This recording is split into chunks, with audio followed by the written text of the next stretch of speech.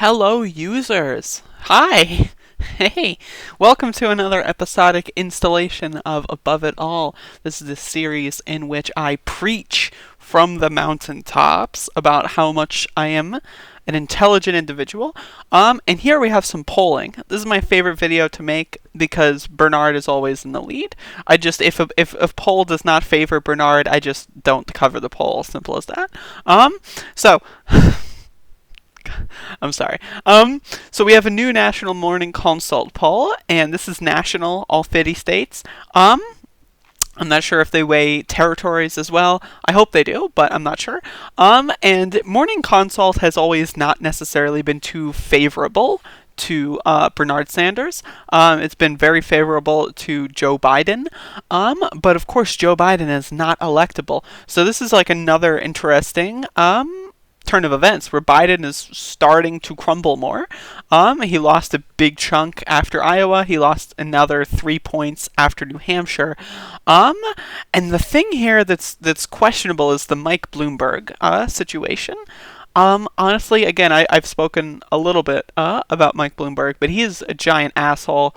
He's a racist, transphobic, gay phobic loser. I meant to say homophobic, but I'm a little high right now. So he's just garbage. And then you have Pete Buttigieg, which is staying in a single place, who again has big problems with racism. One thing that I realized, that I'm just going to throw this out there, is Pete Buttigieg's dad was a Marxist, and he died, I believe, the month of, or the month before, Pete announced his run for the presidency.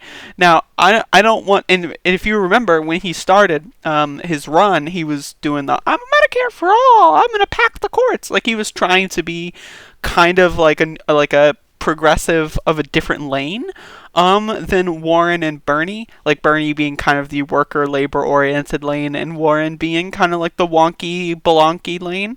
Like, he was trying to go in there, and then as the year left, as we got into October and stuff, he just started swerving massively to the center, and now his campaign is just it's garbage. It's garbage.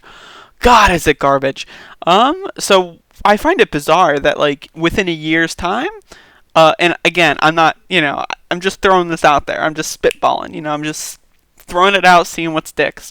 But I find it weird that his Marxist father, not being there within a year makes him just swerve hard to the right.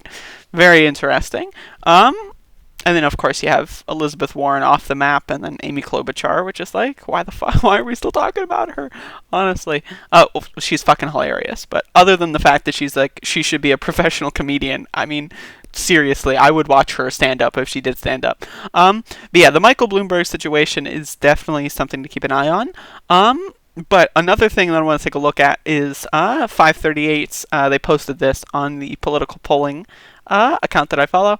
Actually, I don't follow them. I follow the other one. I try to follow like all of these. Now this is something that I want to be very. We have to understand this.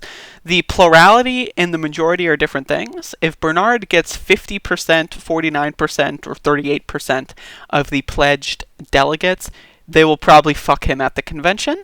In order for him to get the nomination outright, he needs to win 51%, which is 1990 delegates, and 538 lists that as a 40% chance-ish of happening, but that needs to be higher. That definitely needs to be higher. Super important that we have the 51%, because if we don't, and then it's really bad news. But this is good signs. I'm interested to see how the Mike Bloomberg thing plays off. Joe Biden, I think, is basically done. But we'll see. We'll see.